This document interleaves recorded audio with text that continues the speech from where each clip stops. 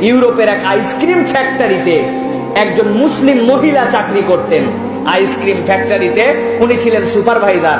সবার শুরুতে যেতে হয়, সবার শেষে বের হতে হয়। বেচারি প্র্যাকটিসিং মুসলিম হিসাবে উনার মুখ দিয়ে সবসময় সালাম বের হতো।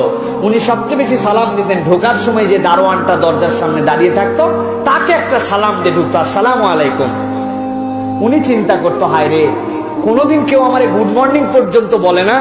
আমি এক দুর্বলতম, একদম এই অফিসের সবচেয়ে নিম্ন পর্যায়ের স্টাফ, অথচ এই মাঠ আমাকে সালাম দিয়ে যায়। জিজ্ঞাসা করছে একদিন, এটা তুমি কেন বলো? বলছে, I am a Muslim, this is the first grading of a Muslim. কোন মুসলমানের প্রথম কথা হচ্ছে সালাম, সেই হিসাবে আপনাকে আমি সালাম দিয়ে যাই। তো উনি ঢোকার সময় সালাম দেয়, বের হওয়ার সময় সালাম দেয়, ওনার মাথায় আছে।